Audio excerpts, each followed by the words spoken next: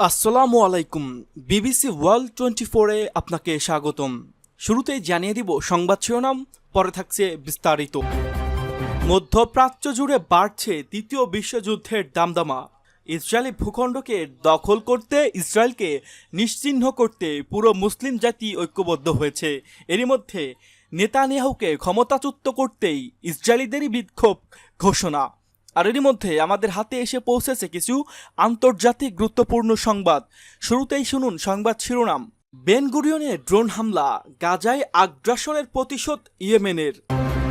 আরও জানিয়ে দিব, নেতানিয়াহুর বিদায় চান 57% ইসরায়েলি, খবর জরিপের। আরও থাকছে, গাজায় যুদ্ধবিরতিতে জাতিসংঘের ভোট, বিপক্ষে এক দেশ। আরও থাকছে, নেতানিয়াহু ও ইসরায়েল এখন বিশ্বদৃষ্টিতে বিতর্কিত, খবর জরিপের।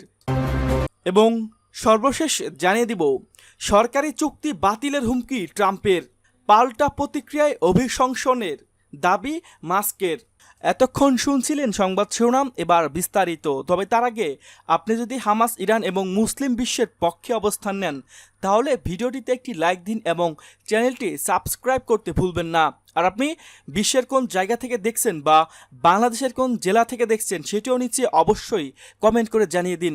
আপনার মতামত আমাদের কাছে গুরুত্বপূর্ণ। বেন গুরিয়নের ড্রোন হামলা, গাজায় আগ্রাসনের প্রতিরোধ ইয়েমেনের। ইসরায়েলি অধিকৃত তেল আবিবে বেন গুরিয়ন বিমানবন্দরে সফল ড্রোন হামলা চালানো হয়েছে বলে জানিয়েছে ইয়েমেনের সশস্ত্র বাহিনী। এই হামলাকে তারা গাজায় ইসরায়েলি আগ্রাসনের বিরুদ্ধে প্রতিশোধমূলক প্রতিক্রিয়া বলে উল্লেখ করেছেন। ইয়েমেনের সামরিক বাহিনীর মুখপাত্র ব্রিগেডিয়ার জেনারেল ইয়াহিয়া সারি বৃহস্পতিবার এক বিবৃতিতে এ তথ্য জানিয়েছে। তিনি বলেন, ইসরায়েলের দখলকৃত জাফা নগরী বেন গুরিয়ন বিমানবন্দর লক্ষ্য করে দুটি হাইফা ড্রোন ব্যবহার করে হামলা চালানো হয়েছে, যা নির্ধারিত লক্ষ্যবস্তুতে সফলভাবে আঘাত এনেছে। বিবৃতিতে আরও বলা হয়েছে, গাজায় ফিলিস্তিনি জনগণের উপর চালানো গণহত্যার অপরাধের জবাবে এই হামলা চালানো হয়েছে। অবরোধ ও আগ্রাসন বন্ধ না হলে হামলা অব্যাহত থাকবে বলে হুঁশিয়ারি দিয়েছে ইয়েমেনি বাহিনী। বলছে, গাজায় আগ্রাসন বন্ধ না হওয়া পর্যন্ত এবং অবরোধ পুরোপুরি তুলে না নেওয়া পর্যন্ত ইসরায়েলের বিরুদ্ধে আমাদের সামরিক অভিযান চলতেই থাকবে। দখলদার ইসরায়েল 2023 সালে 7 অক্টোবর গাজায় প্রতিরোধ বাহিনী আল আকসা স্টর্ম নামক আকস্মিক হামলার মাধ্যমে ইসরায়েলের বিরুদ্ধে যুদ্ধ শুরু করে। এরপর থেকে ইসরায়েলে গাজায় ধ্বংসাত্মক বিমান ও স্থল অভিযান চালিয়ে আসছে। টানা 20 মাসের অব্যাহত আগ্রাসনে এ পর্যন্ত 54,600 এর বেশি ফিলিস্তিনি নিহত হয়েছেন, যাদের বেশিরভাগই নারী ও শিশু।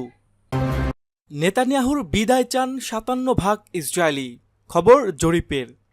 ইসরায়েলের প্রধানমন্ত্রী বেনিয়ামিন নেতানিয়াহুকে ক্ষমতা থেকে বিদায় দিতে আগাম নির্বাচন চান 57% ইসরায়েলি। ইসরায়েল ভিত্তিক সম্প্রচার সংবাদ মাধ্যম চ্যানেল 12-এর উদ্যোগে দেশজুড়ে পরিচালিত এক জরিপে জানা গেছে এই তথ্য। জরিপের যারা নেতানিয়াহুর বিরুদ্ধে অবস্থান নিয়েছেন তাদের বক্তব্য, নেতানিয়াহু গাজায় আটকে থাকা ইসরায়েলি জিম্মি এবং গাজা উপত্যকার শাসনকারী গোষ্ঠী হামাসকে নির্মূল করবে বলে প্রতিশ্রুতি দিয়ে সেখানে অভিযান শুরু করেছিলেন। কিন্তু 1.5 বছরেরও বেশি সময় ধরে যুদ্ধ চলা সত্ত্বেও হামাসকে ধ্বংস করা যায়নি এবং সব জিম্মিকেও এখনও ফেরত পাওয়া যায়নি। ইসরায়েলের পার্লামেন্ট সেনেট মোট আসন সংখ্যা 120টি। তাই কোন দল বা কোন জোট যদি সরকার গঠন করতে চায় তাহলে অন্তত 61 আসনে জয়ী হতে হবে সেই দল বা জোটকে। জরিপের ফলাফলে বলছে, এখন যদি ইসরায়েলে নির্বাচন হয় তাহলে সেনেটে সবচেয়ে বেশি আসন পাবে ইসরায়েলের সাবেক প্রধানমন্ত্রী নাফতালি বেনেত এর নেতৃত্বাধীন রাজনৈতিক দল নিউ রাইট।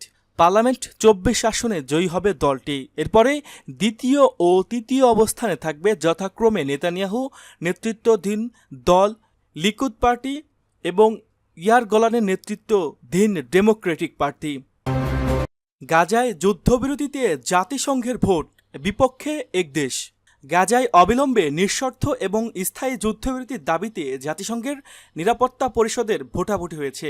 এতে ভোট দিয়েছে ইসরায়েলের অন্যতম মিত্র ও অস্ত্র সরবরাহকারী দেশ যুক্তরাষ্ট্র। চারজন বার্তা সংস্থা রয়টার্সের এক প্রতিবেদনে এ তথ্য জানানো হয়েছে। প্রতিবেদনে বলা হয়েছে, যুক্তরাষ্ট্র বুধবার জাতিসংঘের নিরাপত্তা পরিষদের একটি খসড়া প্রস্তাবে ভোট দিয়েছে।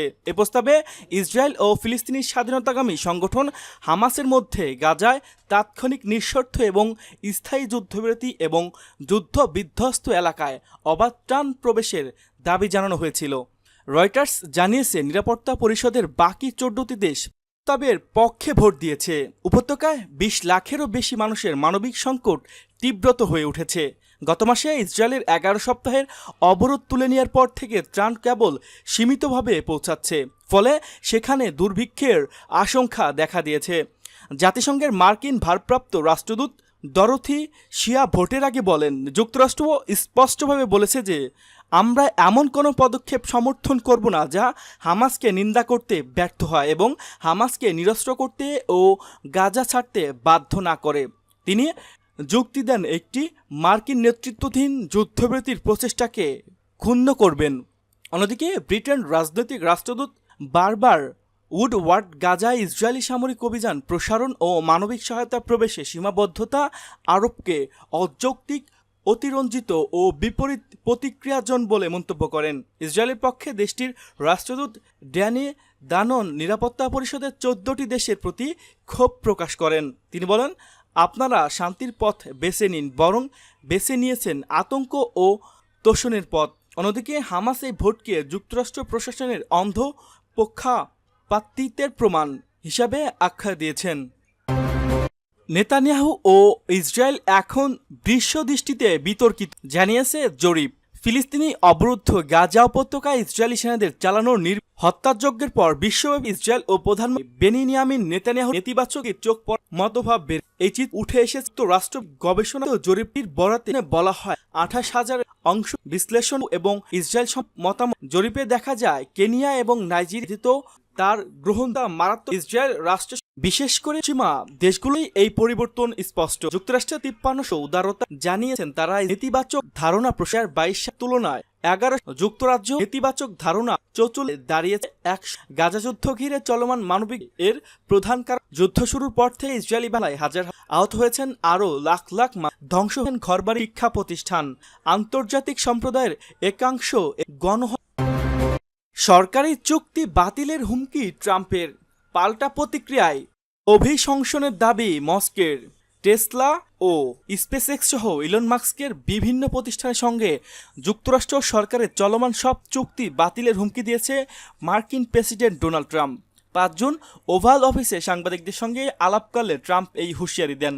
তার এই বক্তব্যের প্রতিক্রিয়া ইলন মাস্ক পাল্টা আক্রমণ করে বলেন, ট্রাম্পের বিরুদ্ধে এখনই অভিশংসন প্রতিক্রিয়া শুরু হওয়া উচিত।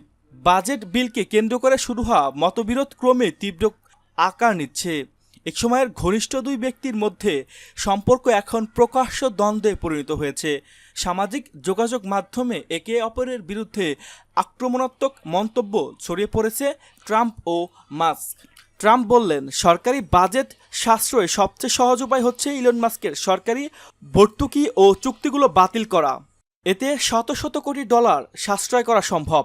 এ মন্তব্য তিনি নিজের মালিকানাধীন সামাজিক যোগাযোগ মাধ্যম ট্রুথ সোশ্যাল পোস্ট করেন। এর জবাবে মাস্ক এসকে লিখেছেন, ট্রাম্পের বিরুদ্ধে এখনই অভিশংসনের প্রতিক্রিয়া শুরু হওয়া উচিত। যদি তিনি স্বীকার করেন কংগ্রেসের উভয় পক্ষের রিপাবলিকানদের সংখ্যাগরিষ্ঠতা থাকা, তা বাস্তবে কার্যকর হওয়ার সম্ভাবনা খুবই কম।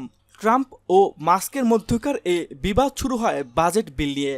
মাস্ক বিলটিকে জঘন্য বলে মন্তব্য করেন, যা ট্রাম্পের ক্ষুব্ধ করে তোলে। এরপর থেকে দুজনের মধ্যে একে অপরকে পাল্টাপাল্টি বক্তব্য সামনে আসতে থাকে।